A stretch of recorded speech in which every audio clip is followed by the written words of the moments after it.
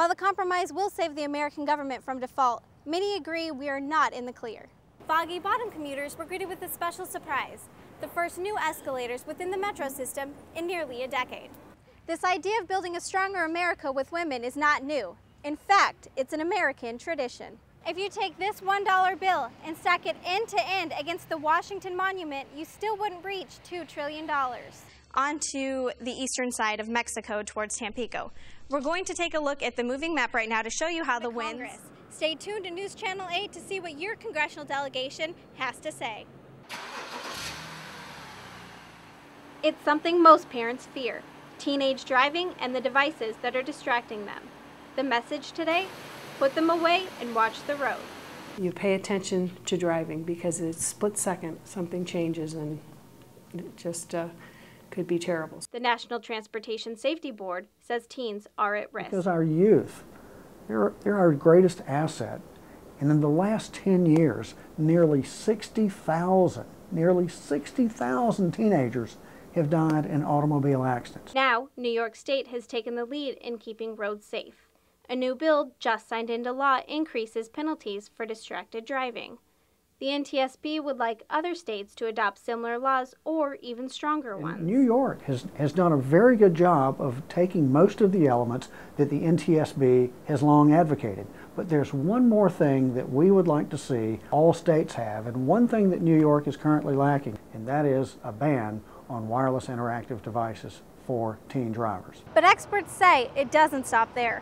Parents need to get involved and learn to put their devices down as well. I think that the parents have to realize that they're in it also, that they are there to be the role models for their children.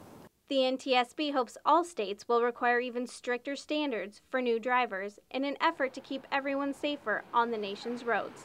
In Washington, D.C., Christina Dieterding, News 8. This is a call to action. For someone who has grown up with strong women in her life, Senator Gillibrand knows there's nothing more inspiring than a woman fighting for what's right.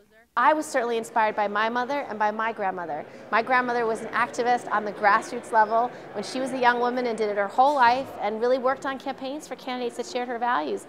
And my mom was a trailblazer. Now she, along with Congresswoman Hochul, are taking to the airwaves to talk about the initiative in an effort to inspire women. Their voices need to be heard. Issues are affecting their lives, lives of our families, our middle class every day, and I think we could build stronger policy if we had women here at the table. This idea of building a stronger America with women is not new. In fact, it's an American tradition. Rosie the Riveter was all about trying to get women to leave the home and enter the workforce because we needed them because all the men were fighting in World War II. And so it was a call to action to America's women. With more women earning college degrees than men and more women in professional jobs, Gillibrand says women have what it takes to get involved. So if we're going to out-innovate, out-educate our competitors, we're going to do it with women. It's the collective strength of women, the strength they might not know they possess, that Gillibrand and Hochul hope the women of Rochester will use. And not until women realize their potential will America be able to realize hers. With the strong leadership of this congressional delegation, I defy anybody in here. Rochester sets an example for the nation. In Washington, D.C., Christina Dieterding, News 8. For most American troops, this is their first stop home. After a long flight and an even longer deployment overseas. We want to make sure that they all get a good welcome home because they deserve it.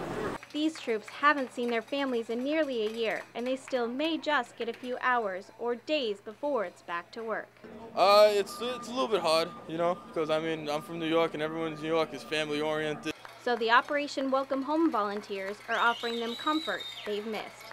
It was tough, definitely.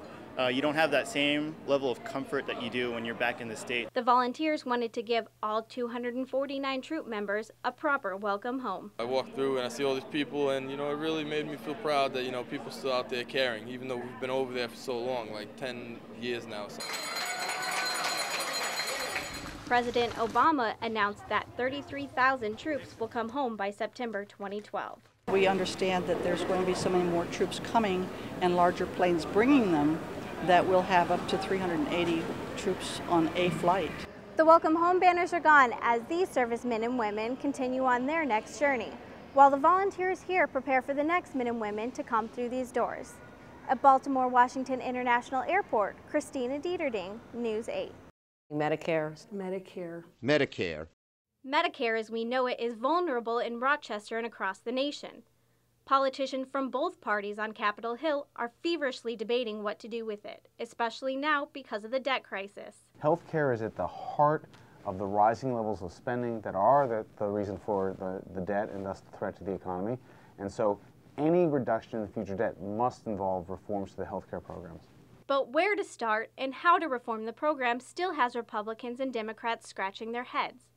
The budget plan proposed by Republican Paul Ryan would have replaced Medicare with a new spending system that some call a voucher program.